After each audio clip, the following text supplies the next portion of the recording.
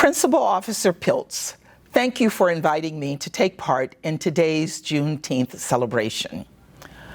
On June 19, 1865, Union soldiers arrived in Galveston, Texas, to announce the emancipation of more than 250,000 African Americans who were enslaved in the state. The Emancipation Proclamation had legally abolished slavery in Confederate states in 1863, but African Americans in areas still under Confederate control were not free until this momentous day 2 years later.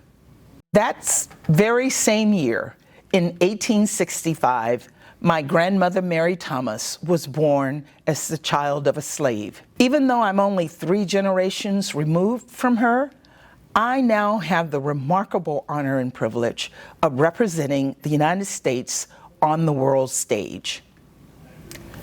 Juneteenth serves as a reminder of how far we have come, but it's also a reminder that our work is not yet finished. Together, we must continue to advance freedom and justice for all. We must continue to root out racism and discrimination in the United States and around the world.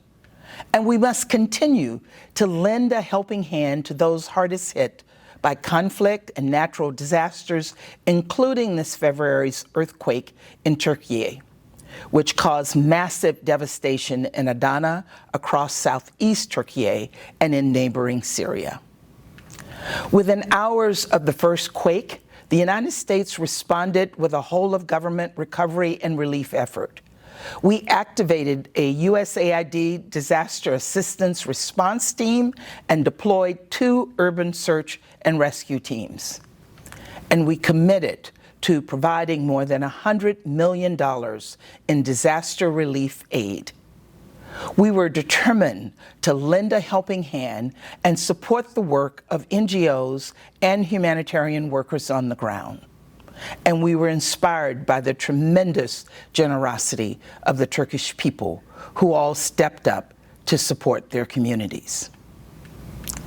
But let's be clear. There's still so much more to do to help people recover and rebuild. And for those who lost loved ones, that pain will never fully subside. I know that all of you, in one way or another, have been impacted by this devastation. And I want you to know that the United States, including our entire team at U.S. Consulate Adana, will continue to stand with you.